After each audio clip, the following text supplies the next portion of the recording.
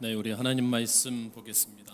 하나님 말씀 신약성경 야고보서 1장 2절로 8절의 말씀입니다. 야고보서 1장 2절로 8절 말씀 신약성경 371면에 있습니다. 야고보서 1장 2절로 8절의 말씀을 우리 한 목소리로 같이 봉독하겠습니다. 같이 봉독합니다. 시작.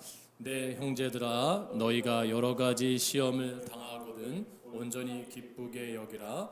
이는 너희 믿음의 시련이 인내를 만들어내는 줄 너희가 알미라. 인내를 온전히 이루라. 이는 너희로 온전하고 구비하여 조금도 부족함이 없게 하려 함이라. 너희 중에 누구든지 지혜가 부족하거든 모든 사람에게 후히 주시고 꾸짖지 아니하시는 하나님께 구하라. 그리하면 주시리라. 오직 믿음으로 구하고 조금도 의심하지 말라. 의심하는 자는 마치 바람에 밀려 요동하는 바다 물결 같으니 이런 사람은 무엇이든지 주께 얻기를 생각하지 말라. 두 마음을 품어 모든 일에 정함이 없는 자로다. 아멘. 할렐루야. 9월의 첫 주 예배를 또 이렇게 드리는 사랑하는 소망의 모든 성도님들 가정 위에 성삼위 하나님의 은총이 충만하기를 주의 이름으로 축복합니다. 오늘 말씀 여러 가지 시험을 만나거든 이라는 말씀으로 함께 이 시간 은혜를 나누고자 합니다. 1960년대 말 한창 활동했던 미국의 여배우 중에 패트리샤 닐이라는 여배우가 있습니다. 아주 유명한 배우였고요. 오스카상까지 받았던 아주 훌륭한 배우입니다. 근데 그녀가 알려진 것과 또 다르게 굉장히 어려웠던 삶을 사는 것을 알 수가 있습니다. 어느 날 이 패트리샤가 자기의 딸 아이를 유모차에 태우고 길을 가는데 자동차가 달려와서 그 아이를 유모차를 치게 됩니다. 아이는 큰 중상을 입게 됩니다. 또 2년 뒤에는 또 딸 아이 하나가 또 홍역에 걸려 죽게 됩니다. 다시 그러한 슬픔과 아픔이 회복되기도 전에 3년 뒤에 자신은 유출병에 걸려서 거의 또 죽음 직전에까지 가게 됩니다. 마음과 육적으로 크나큰 상처가 말할 수 없는 모습이 되고 맙니다. 그러나 이 모든 것들을 마음의 병들, 육체적 병들을 고치고 그녀는 최고의 상인 오스카상을 받게 됩니다. 이때 한 신문 기자와의 인터뷰 내용이 신문에 실리게 됩니다. 기자가 이렇게 질문합니다. 어떻게 이렇게 많은 어려움을 문제를 이길 수 있었습니까? 라고 질문하니까 패트리샤는 방 안에 있는 액자를 손으로 가리켰습니다. 거기에는 이렇게 써 있었습니다. 두려움이 문을 두드릴 때 하나님께 대한 신앙이 대답을 했다. 그러자 밖에는 아무도 없었다. 그녀는 자신의 그러한 액자를 보면서 매일 하나님을 의지하고 자신이 가지고 있는 두려움을 하루하루 극복해 나갔던 거죠. 그러면서 그녀가 기자에게 이렇게 말을 합니다. 두려움이 문을 두드릴 때 내가 아니라 하나님께 대한 신앙이 대답을 합니다. 그리고 나면 두드리던 것들이 모두 도망을 가버리게 됩니다. 시험이 닥쳐올 때 그것을 견디는 것은 내가 아니라 신앙입니다. 주님을 의지합니다. 그렇다면 모든 시험을 해결해 주실 그분의 섬세한 사랑도 의지합니다. 라고 말을 했습니다. 지금 굉장히 어려운 시기입니다. 어려운 시대를 우리가 살아가고 있고 환란의 시대를 살아가고 있습니다. 우리는 하나님의 사람들이잖아요, 그렇죠? 그래서 우리가 패트리샤 닐 같은 그녀의 믿음이 우리 가운데 또한 있어질 줄로 믿습니다. 우리가 살다 보면 예상하지 못한 내외적 시련과 시험이 많이 옵니다. 그런데 이러한 문제 가운데 우리가 어떤 태도를 가지는가, 또 어떻게 그 태도를 가지고 대처하는가에 따라서 상황은 달라지고 우리 인생도 달라진 것이죠. 낙심하며 뒤로 물러가게 되면 모든 것을 잃어버리게 됩니다. 또 마지못해 억지로 버티면 결국 또한 무너지게 됩니다. 또 체면 유지로 그 상황을 버텨도 그것이 얼마 가지 못하고 무너지게 됩니다. 믿음의 사람은, 우리들은 이 어려운 상황 가운데 피트나 닐처럼 믿음의 고백을 하면서 또 하나님을 붙잡고 의지하고 긍정적 마음으로 그 삶의 환경을 바라보고 태도를 수정해 갈 때 반드시 전국적으로 승리할 수 있는 것입니다. 하나님께 대한 신앙으로 고백할 때 문 밖에 있던 것들이 떠나가게 되는 기적을, 역사를 우리는 경험하게 될 것입니다. 그리고 열리질 것 같지 않은 그런 환경이 열려지고 하나님께서 예배해 놓으신 복을 우리가 반드시 받게 될 줄로 믿습니다.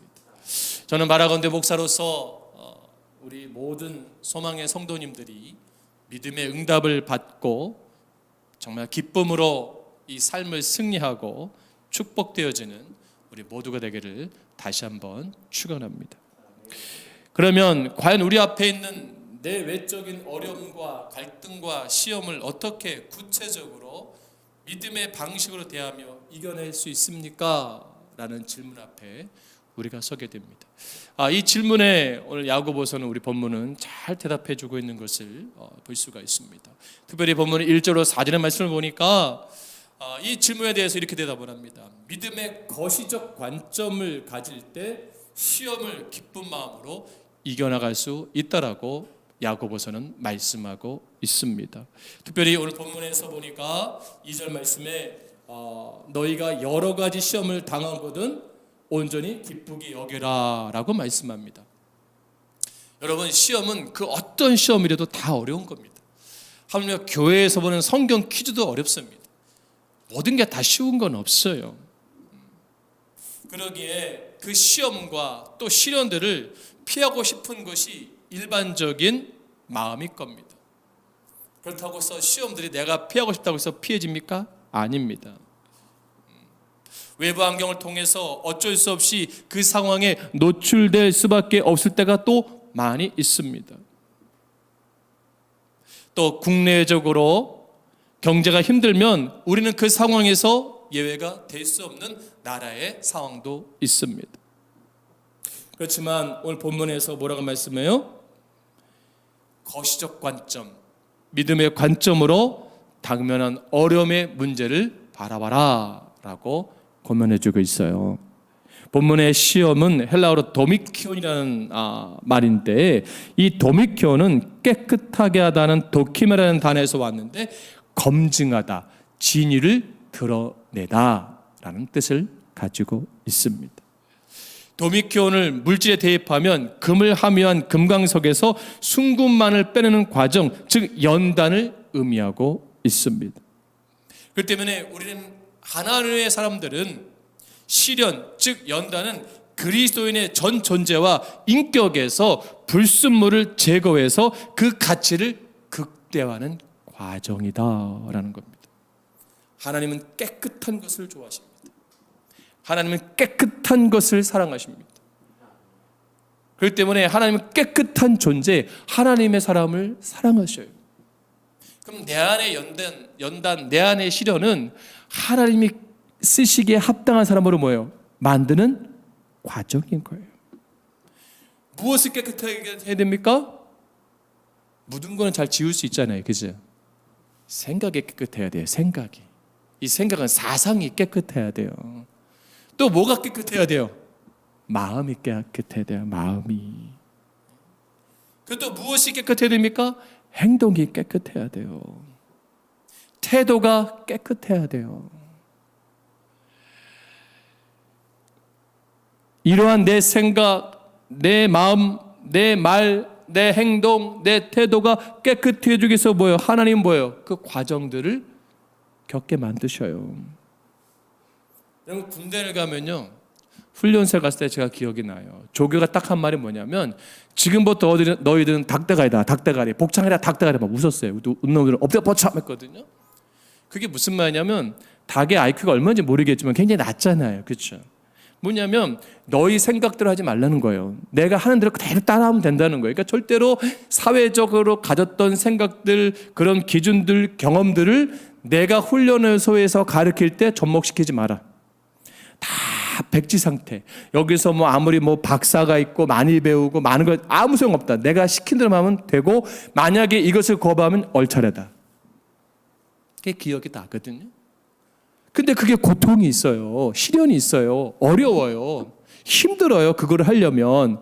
그러면서 하는 말이 뭐예요? 나는 닭대가리, 나는 닭대가리. 근데 그 과정들을 겪고 나니까 어느 순간에 뭐예요? 그 조교가 원하는 수준까지 올라가 있는 거예요. 만약에 밖에 사회생활 하듯이 내가 그것을 불평하고 뭐 이론을 가지고 따지고 있고 합리적 생각으로 경험으로 이건 안 맞고 불합리 하다 보면은 아무것도 안 돼요. 마찬가지입니다. 하나님 나에게 이런 걸 주십니까? 나 이런 거 경험하고 싶지 않아요. 나 이거 불편해요. 내가 뭘 잘못했습니까? 합리적이에요. 이론적으로 따지려고 그래요. 내가 뭐 신앙이 게으릅니까? 어떻습니까? 내가 뭐 가정을 잘못 살았나요? 내가 뭐 직장 생활을 게으르게 합니까? 내가 뭐 나름대로 다 합리화를 내세요. 근데 하나님 뭐예요? 하나님 원하는 게 뭐예요? 단순하게 내가 원하는 대로 네 생각을 내려놓고 네 마음을 내려놓아라. 네 태도를 내려놓아라. 근데 그것이 어렵잖아요. 근데 어느 순간부터 뭐예요? 그것을 겪고 나면 하나님이 원하시는 수준까지 올라가는 거예요. 우리 김설미 집사님 피아노를 가르치잖아요. 그러면 배우는 사람은 저도 만약에 우리 집사님처럼 막 치고 싶은 욕망이 커요. 그렇죠? 다 누구나 그게 있어요. 야, 나도 저렇게 선생님처럼 잘 치고 싶다. 내가 올라간다고 돼요? 아니에요. 단계가 있잖아요. 아니 그중에 도레파시라도 솔라시도 모르는 사람이 올라가면 되겠어. 막 치는 거잖아요. 그러면 피아노가 고장날 수 있잖아요. 마음은 잘 치는 피아니스트가 되고 싶은데 돼요? 아닌 거예요. 가장 처음부터 하나씩 가르쳐야 돼요. 나 이거 아는데 그럼 기분이 어때요? 알아도 뭐예요? 순종하고 배워야 돼요. 왜? 그 아는 게 뭐예요? 어설픈 거예요. 어설프게 알면 꼭 문제를 일으키는 거예요. 그렇기 때문에 제대로 가르치는 거잖아요. 여러분 우리가 믿음 생활도 마찬가지입니다. 거시적 안목은 마찬가지예요. 하나님의 일을 하고자 하잖아요. 우리가 그렇죠? 멋진 일을 하고자 하잖아요. 쓰임 받기를 원하잖아요. 세상 가운데 승리하기를 원하잖아요. 그럼 뭐예요? 하나님 원하신 뭐예요? 기본들을 밟아가야 돼요. 그것을 이겨내야 돼요. 그래서 어떤 사람들은 이 문제, 이 시련을 하나님 나에게 하는 것들을 페이라조로 반응해요. 이게 뭐냐면 하나님 왜 나를 시험하세요? 불평해요. 투정해요. 상황을 더 악화시켜요. 근데 어떤 사람은 이 문제를 가지고 이 고난을 도미키온으로 반응해서 나를 연단하시는, 나의 불순물을 제거하시는 하나님의 섭리가 있구나. 나를 다듬어 가시는 하나님의 뜻이 있구나. 그러면 이유가 있어요. 하나님이 깨끗한 거 좋아하신다 그랬잖아요. 그렇죠? 그러면 하나님이 나에게 왜 연단을 주시고 시련을 주시고 아픔을 주실까요? 이게 중요한 거예요. 우리는 누구의 형상을 닮은 거죠? 하나님 형상을 닮았잖아요. 자, 그 형상이라는 단어가 중요한 겁니다. 형상의 단어가. 형상의 뜻이 뭐가 있어요? 성품이에요. 성품. 본성이에요. 그 성품과 본성을 하나님 닮아가시게 뭐예요? 만드시는 거예요. 그래서 성경을 보면 모세도 40세에 광야로 끌고 가서 40년을 다듬으시잖아요. 다윗도 광야에서 다듬으시잖아요. 이게 중요한 거예요. 너희 안에 이 마음을 품어라 곧 그리스도 예수의 마음이니 나는 온유하고 겸손하니. 그 주님의 마음을 우리가 닮아가야 돼요. 그게 누구의 마음이에요? 하나님 마음이에요. 주님도 40일 주야로 광야에서 금식하시면서 기도하시면서 연단 받으셨어요. 그 젊은 혈기 나이, 그죠? 30대에. 그걸 다듬는 거예요. 나 그런 거 필요 없어요. 나 다 안 되니까요. 나 성품도 고쳐야 되고요. 나 마음도 다 알아요. 여러분 아는 게 중요한 게 아니에요. 그거를 하려고 할 때 고통이 따르는 거예요. 그것을 뭐래요? 자기 성찰이 필요한 거예요. 자기 성찰. 그러면서 뭐예요? 성화시켜가는 거예요. 그래서 내가 그것 가운데 하나하나 내 인격들이 변화되어 갈 때 우리가 뭘 경험하는 줄 아세요? 기쁨을 경험하는 거예요. 성취감을 경험하는 거예요. 여러분 아까 피아노만 했지만 피아노 하나하나 알아갈 때 성취감이 있어요. 시험 볼 때 내가 점수를 맞을 때 그 성취감이 있듯이 하나님 나를 만드시는 것은 뭐예요? 성취감이 있는 거예요. 지금 온라인으로 예배 드리는데 여러분 이 예배 가운데서 나를 잘 성찰할 수 있어야 됩니다. 나를 돌아볼 수 있어야 돼요. 여러분 이 예배의 소중함, 말씀의 가치, 교회의 소중함들이 다시 한번 잘 회복돼야 돼요. 그동안 별로 가치 있게 생각하지 않았던 예배의 중요성, 현장 예배, 그런 또 모임들, 기도회 이런 것들을 그렇게 중요하게 생각하지 않고 그렇게 감동이 없었다면 이제는 뭐예요? 이것들이 뭐예요? 얼마나 소중했던 것인가? 얼마나 감동이 있던 것인가? 깨달아야 되는 거예요. 그러면서 나는 어떻게 해요? 마음이 더 온유해져야 돼요. 마음이 어떻게 해야 돼요? 더 순종적이어야 돼요. 순전해야 돼요. 그럴 때 기뻐지는 거예요. 그럴 때 믿음을 잃지 않는 것입니다. 여러분 가정에서 예배드리는 분들 얼굴들을 쳐다보시면 어떤 얼굴 형태인가? 굳어 있습니까? 굳어 있는 분들은 불순물이 안 빠진 거예요. 물론 생각이 벌써 굳어 있잖아요. 마음이 굳어 있잖아요. 언어가 굳어 있잖아요. 근데 불순물이 제거되면서 왜 얼굴이 기뻐져요? 편안해져요. 왜요? 내 안에 예수가 충만해지기 때문에, 내 안에 성령이 충만해지기 때문에, 말씀이 충만해지기 때문에. 주님이 내 안에 충만해지려면 내 안에 더러운 자리가 있으면 안 되는 거예요. 말씀 임하면요 더러운 게 나가요. 더러운 생각들이 나가요. 더러운 언어가 교정돼요. 더러운 생각들을 교정해요. 더러운 마음을, 태도를, 행동을 교정해 가요. 왜? 성령이 이끄시니까. 할렐루야.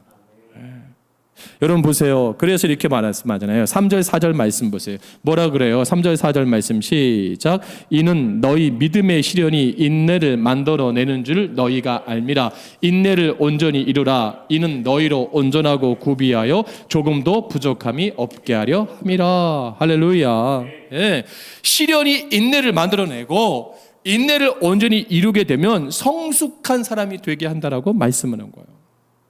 그러니까 이런 모든 어려운 것들이 시험이 나를 성숙시킬 수 있는 도구가 된다, 발전의 발판이 된다라고 받아들이는 거예요. 본문 4절 말씀에서 우리에게 이렇게 도전하며 권면합니다. 뭐예요? 인내를 온전히 이루라. 인내란 말의 헬라어는 휘포모네라는 건데 이것이 뭐예요? 제 해석을 하면 견고히 서는 것, 확고부동한 기대와 기다림. 그러니까 보세요. 이 한글적 용어로 이해하는 것보다 헬라적 본문으로 이해하는 것이 훨씬 더 도전이 되잖아요. 뭐예요? 견고히 서는 거예요. 어떤 어려움이 있어도 견고히 딱 서 있는 거예요. 어떤 시련이 와도 확고부동한 기대와 기다림을 가지고 흔들리지 않고 자세와 태도를 흔들리지 않고 뭐예요? 지키는 거예요. 얼마나 멋있습니까? 이게 신앙의 자세란 말이에요. 그러니까 이것을 온전히 이루라는 거예요. 온전히. 여러분 내가 이렇게 딱 지키고 있으면 가정이 흔들리겠어요? 가장들이 안 흔들려요. 나라의 위정자들이 이런 마음을 가지고 나를 딱 지키고 있으면 백성들이 흔들릴까요? 안 흔들려요. 교회 리더십들이 이런 마음을 가지고 다 이런 견고히 서고 확고부동한 마음으로 비전을 가지고 바라보면서 기다리고 있을 때, 딱 지키고 있을 때 흔들릴까요? 안 흔들려요. 이게 중요한 원리 아닙니까? 여러분 그래서 어려움이 있을 때 견고히 서게 하는 인내를 어떻게 해요? 온전히 서야 하라 라고 권면하고 있어요. 그래서 이 온전하고 흠이 없고 조금도 부족함이 없는 성숙한 그 성도 하나님의 사람이 되기 위함이다.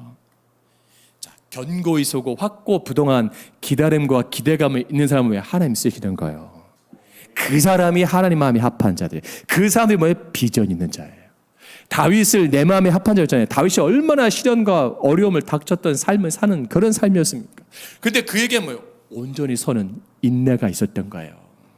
참고 견디는 그 내 안에 내면성이 충만했던 거예요. 여러분 지금 이 상황이 어렵다고 하지만 이것 또한 지나갑니다. 할렐루야. 이거보다 역사 가운데 더 어려운 시기를 우리는 경험했어요. 여러분 생각해 보세요. 요거 잠깐이에요. 잠깐. 그렇게 오래 안 가요. 근데 마치 엄청 오래 갈 것처럼 3월부터 이제 겨우 6개월 됐어요.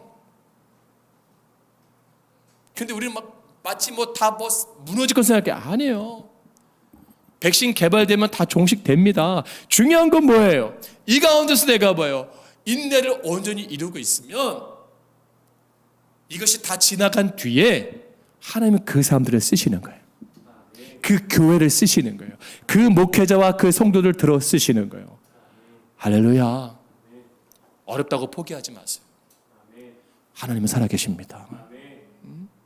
그래서 바울 사도는 로마서 2장 7절 말씀에서 이렇게 권면하잖아요. 참고 선을 행하여 영광과 존귀와 썩지 아니함을 구하는 자에게는 영생으로 하시고라고 말씀하고 있어요.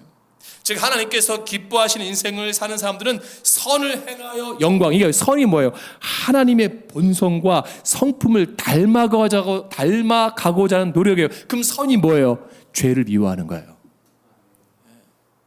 죄를 멀리하는 거예요. 이 본문 성경에서 말하는 선은 죄를 멀리하는 거예요. 하나님 죄와 타협할 수가 없잖아요. 그건 존귀가 뭐예요? 존귀. 하나님의 평가를 추구하는 거예요. 세상에서 바라보는 평가를 바라보는 게 아니라 하나님 나라를 존귀하게 여기시는 거예요. 하나님 나라를 평가하는 거예요. 세상이 우리를 어떻게 평가하는 게 중요한 게 아닙니다. 세상이 교회를, 성도를, 목사를 어떻게 평가하는 게 중요한 거예요. 자꾸 왜 거기에 속죠? 왜 자꾸 거기에 귀를 기울이죠? 세상이 어떻게 좋은 평가가 될 거야? 왜 귀를 기울이죠? 하나님 보시기에 하나님이 우리를 어떻게 볼까를 고민해야 돼요. 할렐루야. 바울은 이 고민이 있던 거예요. 그래서 내가 뭐예요? 하나님께 좋게 하랴, 사람에게 좋게 하랴. 하나님이 존귀하게 여기는 소망교회, 하나님이 존귀하게 여기는 소망교회 성도들, 하나님이 존귀하게 여기는 그런 자녀들을 세워주기를 주의 이름으로 축복합니다. 그래서 이러한 자가 뭐예요? 썩지 아니할 것을, 불멸의 가치를 추구하는 사람, 그 인내를 온전히 이루는 사람. 무가찬 것, 세상 것 가운데 속지 않고 하나님의 것을 바라보고 표대를 바라보는 그 신앙, 하나님 나라를 바라보고 하나님의 의를 바라보는 신앙. 너희는 먼저 그 나라를, 그 의를 구하라. 그러면 이 모든 것을 너에게 더하시라. 이것을 바라보시는 신앙, 이것이 가운데 있어야 될 줄로 믿습니다. 그렇기 때문에 하나님이 기뻐하시는 인생을 살고자 하는 사람들은 두 가지 형태의 인내가 필요해요. 이것은 뭐예요? 선을 뭐예요? 꾸준히 행해야 돼요. 꾸준히. 한 번 하고 하는 게 아니에요. 꾸준히 행하고자 하는 뭐예요? 능동적인 인내가 있어요. 능동적인 인내. 그리고 고난을 뭐예요? 숨군과 같은 온전하고 흠이 없고 조금도 부족함이 없는 성숙하고 완전한 믿음의 삶이 되는 연단으로 수용하는 수동적 신앙을 갖고 있어야 돼요. 저도 연약함이 있잖아요. 저도 육체의 피부에 연약함이 있잖아요. 건선이라는 연약함이 있잖아요. 숨길 수 있어요. 창피해. 누구나 다 우리 가지고. 여러분 아마 가정에서 예배드리는 분들, 여러분들 자기 신체에 대해서 100% 완벽한 분들 계세요? 없어요. 다 누구나 연약함이 있어요. 감추고 싶은 게 있어요. 부끄러움이 있어요. 그렇다고 좌절합니까? 아니에요. 그렇다고 무너지면 돼요? 그건 사단이 좋아하는 거예요. 그렇기 때문에 이것을 그래 수동적으로 받아치는 거예요. 괜찮아 이거 아무렇지도 않아 문제되지 않아 이까지 거 나보다 더한 사람들도 있는데 할렐루야. 네. 이런 마음을 가지고 하나님 이거 괜찮습니다. 이걸 내가 무너질 수 없습니다. 내가 이런 비록 가정 형편이고 내가 배운 지식이 이렇고 내 삶이 이렇고 내 일터가 이래서 나는 무너질 수 없습니다. 내가 주님을 향한 내 믿음이 무너질 수 없습니다. 주님 나를 붙잡아 주시옵소서. 바울이 그러잖아요. 하나님께서 바울에게 내 은혜가 내게 족하도다. 바울이 병낫기 3번 구했잖아요. 그렇죠? 근데 바울에게 하나님께 뭐라고 해요? 주님이 내 은혜가 내게 족하다. 그거 말고도 받은 은혜를 생각해 보라는 거예요. 그러면서 바울이 로마서 5장 3절 4절 이렇게 권면합니다. 우리가 환난 중에서 즐거워한대요. 이는 환난은 뭐예요? 인내를, 인내는 뭐예요? 연단을, 연단은 뭐예요? 소망을 이루는 줄 알미로라. 바울이 환난은 인내는 품격을 낳고 품격을 희망을 낳는 줄을 알고 그렇게 고백하고 있어요. 지금 닥치고 있는 역경들, 어려움들, 건강의 문제, 가정의 문제, 자녀의 문제, 사업의 문제, 모든 환경의 문제들을 믿음으로 받아들이면, 이것을 나의 성숙하게 할 수 있는 과정으로 받아들이면 어떤 태도가 필요하겠습니까?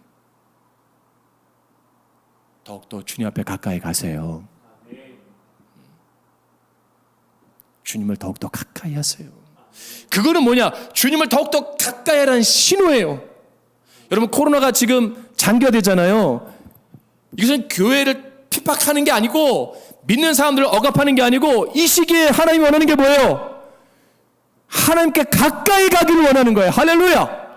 하나님과 멀어지길 원하시는 것이 아니라 주님께 가까이 가는 시간들을 갖기를 원하시는 거예요. 여러분 보세요. 지금 아이들 학교 안 가잖아요. 이제 재택근무도 많아지거든요.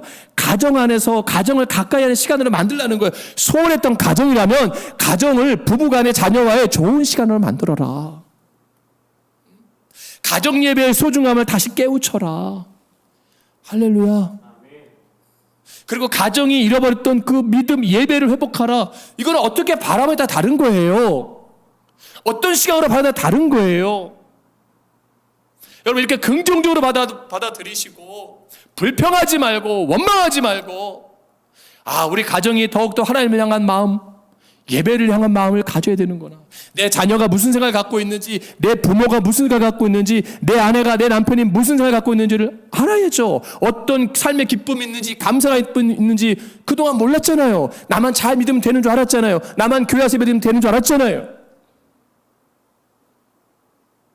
내 아내에게, 남편에게, 내 자녀에게 그 마음의 예수가 얼마큼 있는지 여러분 확인하는 시간들로 가지세요. 그럼 이 시간이 결코 헛된 시간이 아닙니다. 결코 이것이 아주 고통스러운 시간은 아니에요. 마스크를 끼고 다니니까 말수가 적어졌어요. 그러면서 생각을 많이 하게 돼요. 나를 돌아보게 돼요. 이것도 하나의 문제가 될 수 있구나. 무례하게 행했던 허그, 무례하게 행했던 악수, 무례하게 행했던 언어를 절제하면서 이런 것 또한 나를 돌아보게 하는구나. 여러분 어떻게 생각하세요? 네. 세상에 믿지 않는 사람, 하나님을 없는 사람들은 이런 걸 다 고통스러운 현실로 봐요. 그럼 왜 우리 그리스도인들 똑같이 고통으로 보냐는 거 아니라는 거예요. 믿음의 사람들은 이 모든 것들을 유익한 믿음의 도구로 봅니다. 그리고 뭐예요? 시련으로 받아들이는 거예요. 시련은 인내를 온전히 이루게 한다는 거죠. 그러면 오늘 본문에서 기쁘게 여기라 에서 여기다라는 단어는 뭐예요?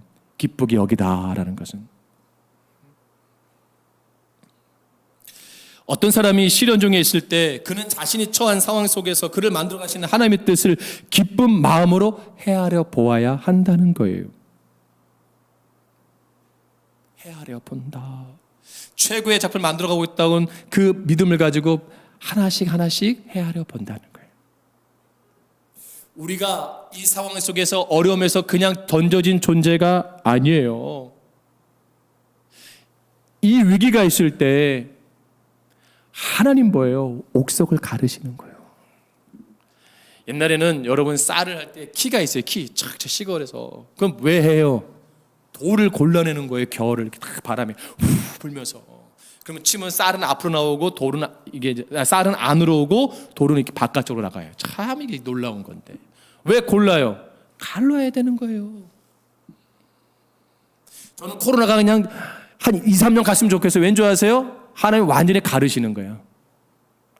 정말 알곡과 가르지를 가르시는 게 아닌가.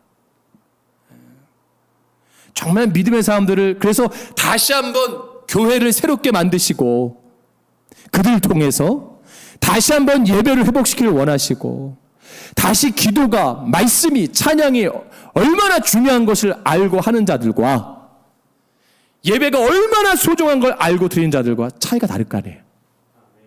그렇죠? 그동안 우리가 몰랐잖아요. 우리가 여기서 자유롭게 됐던 찬양이 금요기도회가 수요예배가 새벽예배가 그렇게 그냥 너무 익숙해서 이게 정말 중요한지 몰랐잖아요. 셀 모임이 성경 공부가 그냥 그렇게 중요한지 몰랐잖아요. 근데 지금 어떻게 돼요? 이거 너무 중요한 거구나. 그렇게 아는 자들과 모였을 때 기쁨이 어떨까? 그때 하나님 더 기뻐하실 것 같아. 왜 이런 일을 하실까? 믿음의 연자들은 떨어져 나가겠죠. 저는 우리 서방의 성도들 단 한 분도 이 믿음의 자리에서 이탈되거나 떠나는 분들 없기를 주의 이름으로 축복합니다. 네. 옆에 분에게 말씀하세요. 옆에 분에게 가정예배 드리는 분 따라하세요. 권면하세요. 누구누구님 하세요. 시작. 오늘의 시험은 당신을 품격 있는 분으로 다이아몬드처럼 빛나는 존재로 빚어가고 있는 중입니다. 좋은 결과를 얻기 위한 과정입니다. 할렐루야. 손을 꽉 잡아주세요. 힘내세요. 하세요. 네. 그러면 이제 마지막으로 이렇게 질문해야죠. 마지막으로 우리 앞에 있는 시험을 그러면 어떻게 기쁘게 여기라고 했는데 그죠? 기쁘게. 그럼 어떻게 기쁘게 여겨요? 이게 쉬운 게 아니에요. 이게 그렇잖아요, 최 집사님. 그렇죠, 박 집사님. 쉬운 게 아니요. 삶의 현장이 다 다르잖아요. 목사님은 강단성이니까 그렇게 말씀하죠. 쉽게 말하죠. 여러분 쉬운 거 아니에요. 저도 힘들어요. 저라고 뭐 맨날 기쁜 줄 아세요? 저도 사람이에요. 저도 연약한 존재예요. 저도 문제 많아요. 가정적으로 여러 가지 다 어려움이 있어요. 정도의 차이는 있겠지만, 깊이의 차이는 있겠지만, 근데 이런 것 가운데 어떻게 기쁨으로 여겨요? 본문에서 답을 말씀하고 있잖아요. 자, 5절 말씀 보세요. 5절 말씀 뭐라 그래요? 5절 말씀 같이 읽겠습니다. 시작. 너희 중에 누구든지 지혜가 부족하거든 모든 사람에게 후히 주시고 꾸짖지 아니하시는 하나님께 구하라. 그리하면 주시리라. 할렐루야. 이것을 읽으려면 뭐가 필요해야 되는 거예요? 한마디로 지혜가 필요하다는 거예요. 지혜. 이것이 뭐예요? 그 지혜는 뭐예요? 보면서 말하는 거예요. 그 원리, 동원력을 바로 알아라. 그 시험의 원리가 뭐고 시험의 원동력이 뭔가를 알려는 거예요. 병도 뭐예요? 원인을 알면 치유가 쉬워요. 여러분 왜 엑스레이 찍고 왜 CT 찍고 왜 MRI 검사하고 왜 피 검사해요? 원인을 알아야죠. 여러분 코로나 검진하려면 그냥 보면 압니까? 열난다고 알아요? 아니에요. 코에다 넣고 입에다 넣고 해야죠. 채취를 해야 검사를 나오는 거예요. 원인이 이건지 아니면 다른 균인지를 알아야 되잖아요. 똑같은 거예요. 여러분에게 지금 닥치는 시험 모든 것들이 원인이 있어요. 그러면 이 땅에 코로나가 왜 창궐해요? 원인이 있는 거예요. 그렇잖아요. 그냥 생긴 게 아니잖아요. 원인이 있잖아요. 알면 어떻게 해요? 이길 수 있어요. 알면 극복할 수 있어요. 그래서 뭐가 필요해요? 그 알기 위해서 뭐가 필요하다고요? 지혜. 그래서 우리 가운데 그러면 그 하나님 주시는 지혜가 뭐예요? 내가 이 문제 가운데 어디로 가야 될지 모를 때 하나님 주시는 지혜가 뭐예요? 아주 간단한 거예요. 이미 하나님은 다 말씀했어요. 성경에서 뭐예요? 기도입니다. 기도할 때 뭐예요? 길이 열리는 거예요. 기도할 때 하나님의 역사를 경험하는 거예요. 교회 역사는요, 기도를 이루어준 겁니다. 예수님도 습관처럼 기도하셨어요. 초대교회 성도들이 순교 현장에서도 그는 찬양하면서 기도하며 순교했어요. 한국교회가 기도하는 교회였습니다. 유럽의 교회가 기도하는 교회였고 북미 교회가 기도하는 교회였는데 유럽의 교회가 기도가 불이 꺼지고 북미의 교회가 불이 꺼지고 지금 한국교회 기도의 불이 꺼지고 있어요. 그럼 어떻게 돼요? 암흑기가 되는 거예요. 저는 우리 소망의 성도들이 기도의 끈을 놓치지 않기를 주님을 축복합니다. 여러분 가정에서 간절히 기도하세요. 여러분 일터에서 골방에서 기도하세요. 끈을 놓치지 마세요. 그럼 하나님이 지혜를 주십니다. 열어주십니다. 기도의 능력을 많이 체험한 웨슬리 듀엘의 목사님, 기도로 세계를 움직이라는 책에 여러분 보셨을 거예요. 이 책에서 이렇게 고백합니다. 기도는 하늘의 보좌와 직접 통하는 능력입니다. 기도는 하나님과 협력할 수 있는 능력입니다. 기도는 사단에게 대항하여 이길 수 있는 능력입니다. 기도는 자연 법칙을 초월하는 능력입니다. 기도는 천사들의 도움을 받을 수 있는 능력입니다. 기도는 산과 같은 문제를 해결할 수 있는 능력입니다. 기도는 자신과 남을 축복하는 능력입니다. 요한복음 16장 24절 말씀에 지금까지는 너희가 내 이름으로 아무것도 구하지 아니하였으나 구하라 그리하면 기쁨이 충만하리라. 빌립보서 4장 6절에 아무것도 염려하지 말고 오직 모든 일에 기도와 간구로 너희 구할 것을 감사함으로 하나님께 아뢰라. 그리하면 모든 지각에 뛰어난 하나님의 평강이 그리스도 예수 안에서 너희 뭐예요? 마음과 뭘 지켜요? 생각을 지키시리라. 기도할 때 하나님의 역사를 경험하면서 기쁨으로 그 인내, 굳건해서 버티는 사명을 내가 감당하고 걸어갈 수가 있는 거예요. 여러분 기도 응답 받기를 주님으로 축복합니다. 기도하면 하나님의 은혜가 부어지는 거예요. 기도하면 하나님의 지혜와 통찰력을 주시는 거예요. 기도하면 문제가 해결되어지는 거예요. 마지막으로 6절 8절 말씀에 뭘 말씀합니까? 믿음을 무게중심을 삼으면 시험을 기쁘게 넘어갈 수가 있는 거예요. 응답받는 기도는 믿음으로 구해야 되는 거예요. 마가복음 11장 23절로 24절 말씀에 내가 진실로 너에게 이르노니 누구든지 이 산더러 들려 바다에 던지라 하며 그 말하는 것이 이루어질 줄 믿고 마음에 의심하지 아니하면 그대로 되리라. 그러므로 내가 너에게 말하노니 무엇이든지 기도하고 구하는 것은 받은 줄로 믿으라. 그러면 너에게 그대로 되리라. 할렐루야. 겨자씨만한 믿음만 있으면 돼요. 근데 기도해야죠. 이집트에 콥틱교라고 있습니다. 콥틱교 여러분 아시죠? 1600년 되는 신앙인데 이집트는 다 90%가 무슬림이에요. 나머지 10%가 크리스찬들인데 이게 그들은 이제 쓰레기 마을에서 하는데 이들이 그 신앙을 지킬 수 있던 비결이 있습니다. 이제 그 무슬림들이 이제 박해를 하는 거예요. 예수 믿는 사람들을. 그래서 그 무슬림의 지도자가 이렇게 말합니다. 저기 있는 광야에 있는 산이 옮겨지면 너희들에게 예수 믿는 걸 허락하겠다. 1600년 전 일입니다. 산이 어떻게 옮겨져요? 성경에 보니까 니들 성경에 보니까 겨자씨만한 믿음이 있으면 예수님께서 이 산더러 바다에 던진다고 했으니까 산을 옮겨보아라 라고 했어요. 그러니까 그 예수 믿던 초대 일기 그 이집트의 콥틱 교도들이 문제가 생긴 거예요. 그래서 시몬이라는 랍비를 찾아갑니다. 랍비 어떻게 해야 됩니까? 그 시몬이 베드로인지 모르겠어요. 그건 아니고요. 어떻게 됩니까? 금식하며 기도하세요. 딱 한마디 합니다. 그래서 일기 최초의 초기 콥틱 교도들이 정말 금식하며 기도합니다. 생멸과 기도합니다. 일주일이 약속한 일주일이 지났습니다. 일주일가 금식이 됐습니다. 그 산이 어떻게 됐을까요? 없어지고 옮겨졌어요. 역사적 사실입니다. 하나님 어떻게 하신 줄 아세요? 그 모래산을 바람으로 흩으시고 바람으로 또 다른 산을 만드신 거예요. 하나님께서. 그래서 그 무슬림의 지도자가 종교를 허용합니다. 그래서 콥틱교가 1600년을 이어져 내려옵니다. 그들은 신앙의 자유를 지키기 위해서 쓰레기 마을로 들어가 삽니다. 나중에 기회가 되면 준비된 영상을 보여드리도록 하겠습니다. 하나님은 살아계세요. 여러분 기도하면 됩니다. 어떤 문제든 해결됩니다.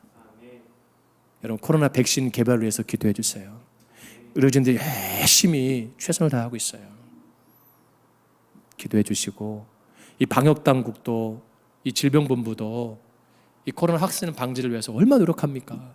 여러분 그들 위해서 기도해 주세요. 그 나라의 대통령 위정자들이 정말 바른 생각 가지고 정치 잘할 수 있게 기도해 주시고 이 땅의 교회의 성도들이 분열되지 않고 똑바로 정신 차리고 정말 예수 잘 믿도록 기도해 주시고 그런 시간 될 때 반드시 다 경험할 줄로 믿습니다. 여러분 소망교회에서 기도해 주세요. 소망교회 각 가족들 기도해 주시고 우리 교회 부흥을 위해서 기도해 주세요. 기도하겠습니다.